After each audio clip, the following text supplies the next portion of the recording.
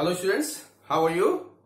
Once again welcome back in my physics class, and today for class 10th I will start the topic rainbow. That is based on the refraction. Students, I have already explained about the refraction through prism and dispersion of light. The main topic is dispersion of light, on which I am going to explain the rainbow. What do you mean by the dispersion of light?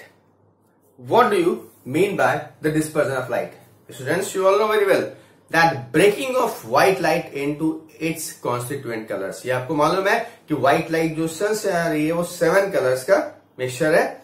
जब ये prism से पास करती है या किसी medium से पास करती है तो ये 7 कलर्स में ब्रेक हो जाती है. उसका कारण क्या है कि डिफरेंट कलर्स की लाइट की स्पीड किसी मीडियम में अलग अलग होती है, जबकि एयर या वैक्यूम में सब सेम स्पीड से चलते हैं, तो इस वजह से वो कलर में ब्रेक हो जाती है. Right. The topic is rainbow.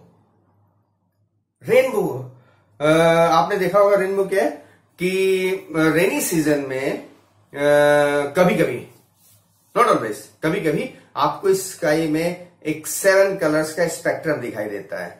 That is the rainbow. Rainbow is the spectrum of 7 colors obtained in the sky due to refraction of the light in rainy season. ठीक है, तो अब बात आती है कि रेनी सीजन में रिफ्रैक्शन का क्या मतलब, कैसे रिफ्रैक्शन होगा. तो इसको आप इस तरीके से समझिए कि जब बारिश होती है ना तो सन किधर है, सन इधर है. मैं ऐसे बना दे रहा हूं, ठीक है, सन है, दिस इज सन. ठीक. अब सन की लाइट रेस चारों तरफ जा रही है, राइट. तो रेनबो किधर बनेगा, सन के अपोजिट. यानी मैं ऐसे खड़ा होऊंगा, मेरी पीठ जो है, मेरा बैक जो है सन की तरफ होगा, तो इस साइड में रेनबो बनेगा. ठीक है. Rainbow is form in opposite direction of the sun, and you are, when you observe the rainbow, your back is towards the sun. ऐसे. तो अब कैसे बनता है, तो इसके लिए आपने देखा था प्रिज्म में कि जब लाइट जा रही है, व्हाइट लाइट सन से आने वाली, तो प्रिज्म से जाते ही वो 7 कलर्स में ब्रेक हो जाती है. ठीक है. तो अब है क्या, ये ड्रॉपलेट एटमॉस्फेयर में, ये ड्रॉपलेट है. मैं इसको थोड़ा बड़ा करके दिखा रहा हूं, ऐसे समझ में नहीं आएगा. ये ड्रॉप है, वाटर ड्रॉप. ठीक है. या वेपर्स भी तो होता है ना, तो वेपर्स भी ड्रॉपलेट के फॉर्म में आ जाते हैं. वैसे ही समझिए कि वाटर ड्रॉपलेट है. तो लाइट यहां से व्हाइट लाइट यहां फॉल करती है. तो जब ये व्हाइट लाइट कौन सी है, व्हाइट लाइट, तो ये क्या होगा, ये जो ड्रॉप है एक मीडियम हो गया, तो प्रिज्म की तरीके से बिहेव कराइए. तो इसका मतलब व्हाइट लाइट जब प्रिज्म से पास करेगी तो it will break into its 7 constituent colours. तो क्या हुआ कि ये जो है बेंड करेगी और ये 7 कलर्स में VIBGYOR इस फॉर्म में ब्रेक कर जाएगी 7 कलर्स में. ठीक है. अब क्या होगा, ये यहां से यहां निकलेगी, लेकिन होता क्या है, आगे नहीं निकलती है, इट रिटर्न्स बैक. और यहां पे एक प्रोसेस होता है total internal reflection, TIR, total internal reflection. और टोटल इंटरनल रिफ्लेक्शन के बारे में अगर आप रिफ्रैक्शन देखो, यहां पे समझने की कोशिश करो, ये डेंस से रेयर मीडियम में जा रहे हैं, तो इंसिडेंट एंगल ऑफ इंसिडेंस ये है, तो रिफ्रैक्टेड रे नॉर्मल से दूर भाग जाती है, तो एक पर्टिकुलर एंगल पर ये पैरेलल हो जाती है. मान लीजिए हमने एंगल ऑफ इंसिडेंस बढ़ा दिया, तो अब रिफ्रैक्टेड रे हमारी ये जा रही है. तो जैसे आई बढ़ाते जा रहे हैं, आर बढ़ता जा रहा है. कब, डेंस से रेयर जाने में. अब हम इसको फर्दर जब बढ़ाएंगे तो अब क्या करेगी, it will not go here, it will go back in the same medium. मतलब टोटल इंटरनल रिफ्रैक्शन में लाइट मीडियम को छोड़ करके दूसरे मीडियम में नहीं जाती, बल्कि उसी मीडियम में रिफ्लेक्ट होकर के वापस आ जाती है. तो अब क्या होगा कि, और इसीलिए हमेशा नहीं बनता है किसी सन की पर्टिकुलर पोजीशन, लाइट रे का डायरेक्शन इस तरीके से कि TIR, यानी इस सरफेस से टोटल इंटरनल रिफ्लेक्शन होगा और ये लाइट यहां से रिफ्लेक्ट होगी 7 और यहां से निकल करके आपको जो दिखाई देगा दैट विल बी स्पेक्ट्रम। ये क्या होगा? रेनबो। ये बात समझ में आ गई नहीं समझ में आई? ठीक है, दिस इज योर रेनबो। एक मिनट आप समझिए फिर बात करते हैं। समझ में आ गया? कोई डाउट?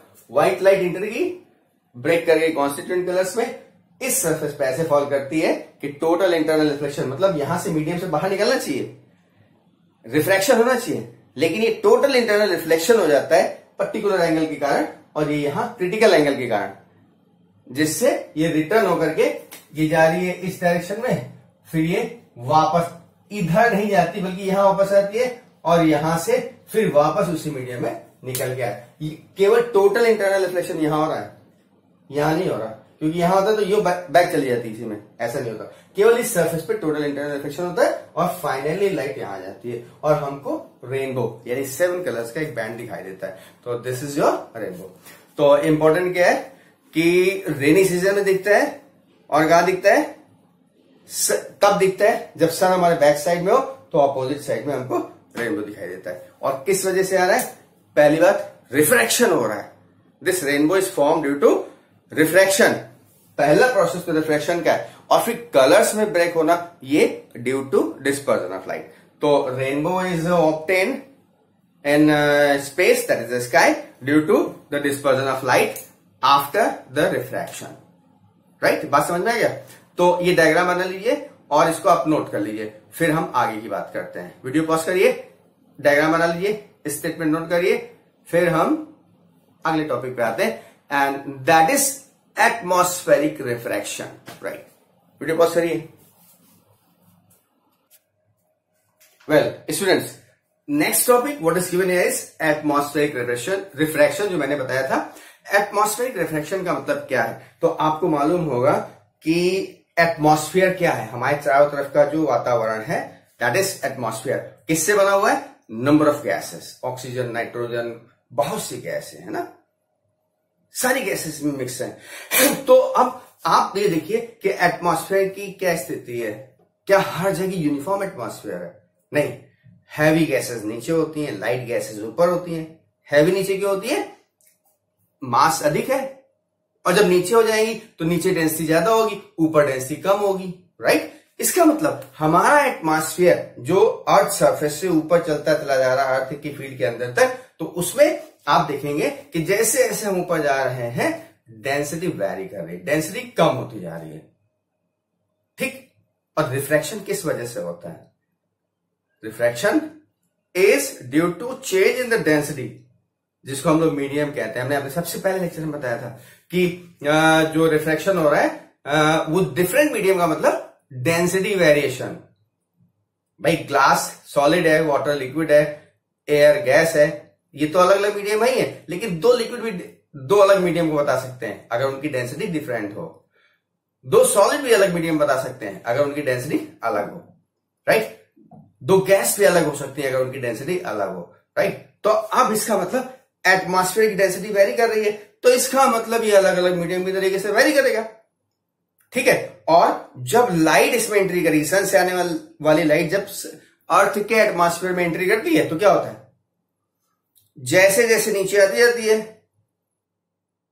एटमॉस्फेयर की लेयर की डेंसिटी बदलती जाती है, और जब डेंसिटी बदल जाती है, मीडियम बदल जाता है, तो रिफ्रैक्शन हो जाता है। तो इस तरीके के रिफ्रैक्शन को हम लोग एटमॉस्फेरिक रिफ्रैक्शन कहते हैं। ठीक है? एटमॉस्फेरिक रिफ्रैक्शन समझ में आ गया क्या हुआ? Due to variation in the density of the different layers of the our surrounding, light coming from the sun deviates from its path instead of going straight, which is the refraction. And since it is caused due to the Earth's atmosphere, in which there is variation in the density of the different layers, and therefore it is known as what? What is here? Atmospheric refraction. Got that? कहने का मतलब कि different layer की density अलग अलग होने की वजह से रिफ्रैक्शन हो रहा है। दिमाग में बिठा लीजिएगा, ऊपर की डेंसिटी कम है, नीचे की डेंसिटी ज्यादा है, लो डेंसिटी से हाई डेंसिटी। ठीक है, यानी रेयर से डेंस में आ रही है लाइट तो रेयर से डेंस में जाएगी तो क्या होगा, अपने ट्रैक से डेविएट कर जाएगी टूवर्ड्स द नॉर्मल और बेंडिंग होती चली जाएगी, और यही एटमॉस्फेरिक रिफ्रैक्शन है। मेरी बात समझ में आ गई? वीडियो पॉज करिए और इसको बैठ करके स्टेटमेंट में सुन सुन के लिखिए। मैं इसके बाद आपको जो बताने जा रहा हूं, इस एटमॉस्फेरिक रिफ्रैक्शन का इफेक्ट क्या होता है। ये जो सन है वो ट्विंकलिंग करता है, टिमटिमाता, सॉरी सन बोला मैंने, स्टार्स, सन नहीं, स्टार्स टिमटिमाते रहते हैं, कभी ब्राइट हो जाते हैं, कभी डल हो जाते हैं, कभी लाइट अलग आ जाती है ना। मैं इसी एटमॉस्फेरिक रिफ्रैक्शन की बेसिस पे उसको बताऊंगा। तो पहले इसको आप नोट करिए, फिर हम आगे बात करते हैं। ओके स्टूडेंट्स, अब मैंने जब आपको बताया कि एटमॉस्फेरिक रिफ्लेक्शन, तो उसका सबसे पहले एक एग्जांपल बता रहा हूं, twinkling of star. Twinkling of star मतलब क्या हुआ कि ये जो आपके स्टार्स हैं, ठीक है, आप इस तरीके से देखो यार,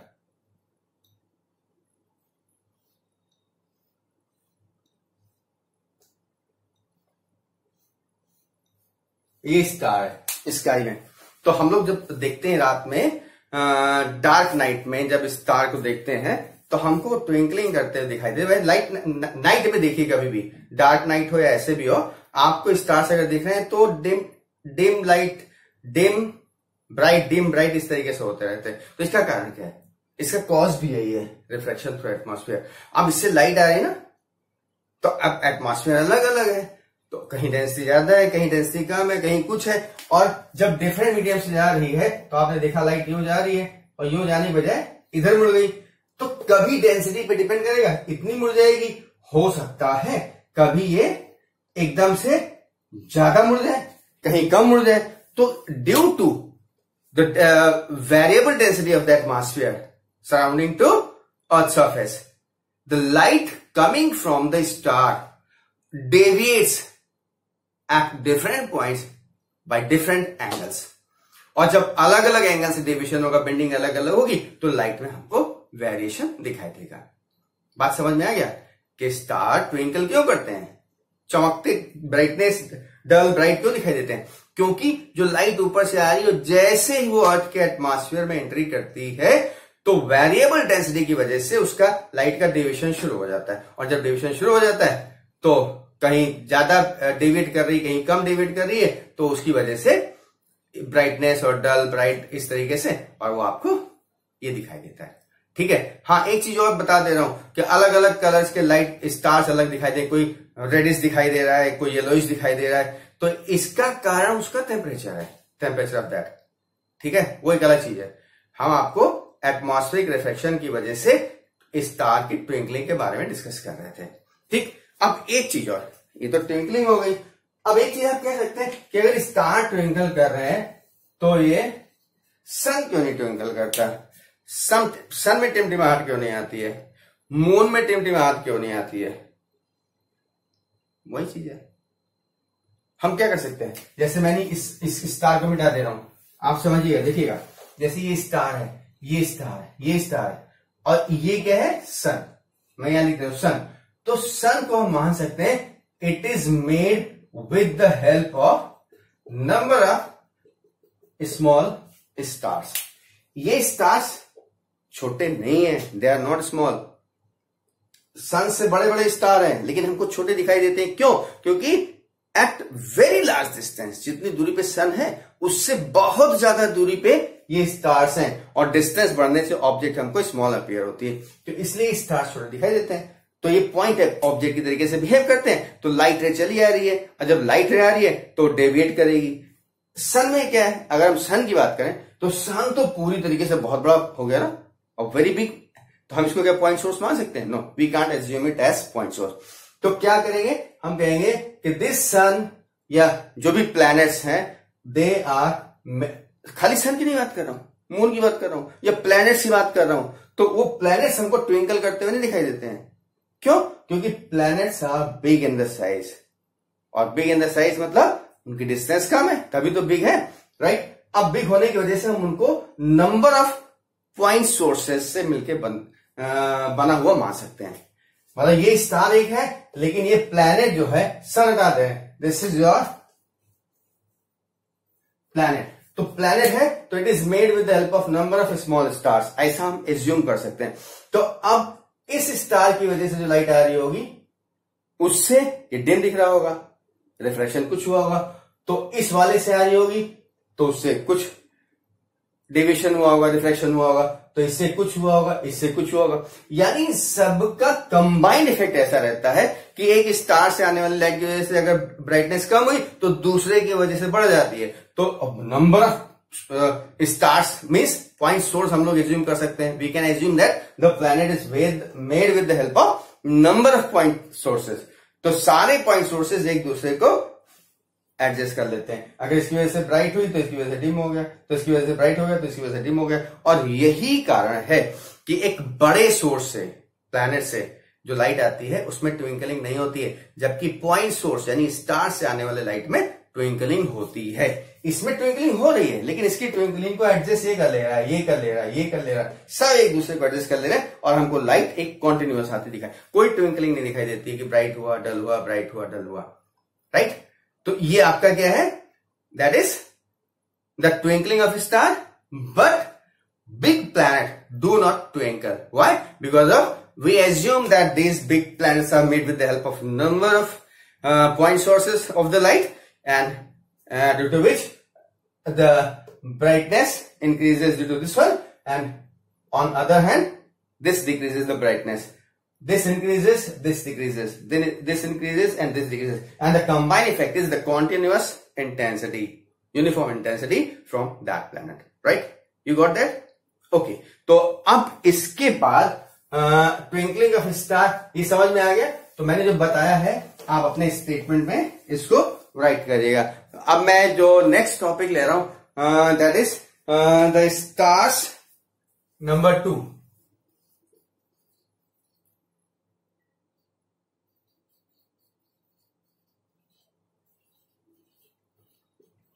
slightly higher than actual position। जो स्टार्स हैं, ठीक है, जो आपके स्टार्स हैं वो जो एक्चुअल पोजीशंस हैं उससे ऊपर दिखाई देते हैं। अब कैसे? वो भी एटमॉस्फेरिक रिफ्लेक्शन की वजह से। और कैसे? देखिए, मान लीजिए ये स्टार है, हमको दिखाई दे रहा है, मैं इसको स्टार के फॉर्म में बना दूं, नहीं आप कहेंगे कोई मून दिखाई दे रहा है, ऐसा नहीं, स्टार है। ये क्या है? स्टार। तो अब यहां से लाइट चली तो ऊपर डेंसिटी कैसी है? कम। जब ये लाइट यहां से आई और जब मान लीजिए अर्थ के एटमॉस्फेयर में एंट्री करेगी तो ये यहां से चलते चलते यूं आई, अब यहां एंट्री करेगी तो यहां कैसी डेंसिटी है? कम है। नीचे क्या ज्यादा? तो जब रेयर से डेंस में जाती है तो नॉर्मल की ओर बेंड करती है, यानी ये इस तरीके से बेंड करते करते यहां आती, और यहां से हम इसको देख रहे हैं कि हम क्या? हम observer. This is the observer. तो यहां पे ऑब्जर्वर है, इस स्टार को देख रहा है। तो अब ये लाइट आई और यहां से तो स्ट्रेट चली है क्योंकि एटमॉस्फेयर ही है, लेकिन अर्थ के एटमॉस्फेयर में एंट्री मारते ही इसका ट्रैक हो जाता है कर्व। ठीक है? और क्यों?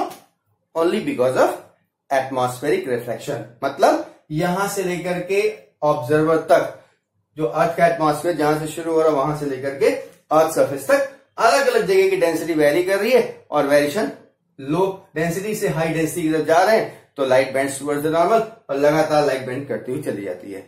तो अब हमको तो यहां ऐसा लगता है कि हमें यहां से नहीं लगता है, यहां पे तो हमें ये आ रही, तो इनफैक्ट जो लाइट जाती है तो हमको ये यहां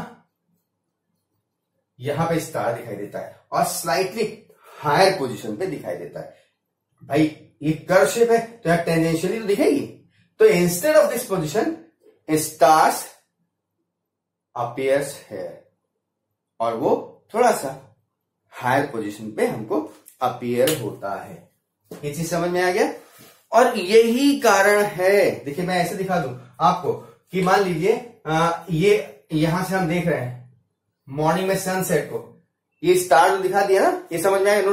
समझ में आ गया ना कि लाइट जब आ रही है तो अर्थ के एटमॉस्फेयर में एंट्री करते ही एटमॉस्फेरिक रिफ्लेक्शन की वजह से ये स्ट्रेट लाइन जाकर के बेंड होती जाती है, और जब हम ऑब्जर्व करते हैं तो वहां टेंजेंशियली हमको स्ट्रेट लाइन यहां पर दिखाई देता है, जो कि इसकी पोजीशन से थोड़ा सा ऊंचा होता है, स्लाइटली हायर। ठीक है, तो स्टार्स हमको स्लाइटली हायर पोजीशन पे दिखाई देते हैं। एक ही हो गया। एक दूसरा मैं आपको लास्ट बताऊं, देखिए इसी का, कि जैसे ये अर्थ है और अर्थ पे हम देख रहे हैं, तो हमको क्या हुआ कि जो सन कहां है, सन यहां है, तो अर्थ के एटमॉस्फेयर में जैसे एंट्री करेगी, अभी हमने बताया था ना, अभी ठीक पहले स्लाइटली हायर पोजीशन, ये लाइट यूं आएगी इस तरीके से कर, और लाइट यूं आ रही है किसी वजह से, एटमॉस्फेरिक रिफ्रैक्शन की वजह से। ये स्ट्रेट नहीं जाएगी, स्ट्रेट जाती तो यूं चली जाती, यहां देख रहे हैं ये बेंड होती चली जाएगी। क्यों? क्योंकि यहां डेंसिटी कम है, यहां ज्यादा ज्यादा डेंसिटी बढ़ती जाती है, और जब रेयर से डेंस में जाएगी तो डेविएट कर जाएगी, इसकी वजह से लाइट हो जा रही है। अब यहां पे हमने ऑब्जर्व किया, तो यहां से टेंजेंशियली अगर देखेंगे तो ये हमको यहां पे दिखाई देता है, यानी करीब करीब 2 मिनट जो सनराइज हो रहा है ना, ये सनराइज हो रहा है, तो सन है यहां पे, लेकिन हमको यहां पे दिखाई दे जाता है सनराइज, यानी 2 मिनट बिफोर दिख जाता है। कारण क्या है? वही एटमॉस्फेरिक रिफ्रैक्शन। क्या कि जब सन से लाइट आ रही है, अर्थ के एटमॉस्फेयर में एंट्री करती है, तो इसका ट्रैक कैसा हो जाता है? स्ट्रेट नहीं रहता, कर्व हो जाता है, थोड़ा सा चेंज हो जाता है। क्यों? बिकॉज ऑफ एटमॉस्फेरिक रिफ्रैक्शन, मतलब कि मीडियम बदल जा रहा है, मीडियम की डेंसिटी बदल जा रही है, और डेंसिटी बदलने से रिफ्रैक्शन हो जा रहा है, लाइट अपने पाथ को चेंज कर दे रही है। तो जब जहां पे ऑब्जर्व कर रहे हैं वहां से टेंजेंशियल देखेंगे तो ये हमको यहां की बजाय यहां दिखाई देगा, और ये कितनी देर, यानी 2 मिनट पहले ही हमको सनराइज दिखाई दे जाता है। और यही घटना जो है सनसेट हो जाता है, लेकिन उसके बाद तक हमको सन दिखाई देता रहता है। ठीक है, वही कारण है, सनसेट हो गया, वहां से लाइट आ रही है, 2 मिनट बाद तक, सनसेट होने के बाद भी हमको 2 मिनट तक सन दिखता रहता है, जबकि वहां है नहीं, वो वहां से नीचे है, लेकिन due to refraction, atmospheric refraction, वो हमको थोड़ा सा ऊपर दिखाई देता है। तो ये हमने आपको आज जो डिस्कस किया है, that is the atmospheric refraction. और अब हम अगले लेक्चर में आपको बताएंगे स्कैटरिंग। तो students, this is your duty to prepare the notes on these all the topics. Thank you. God bless you.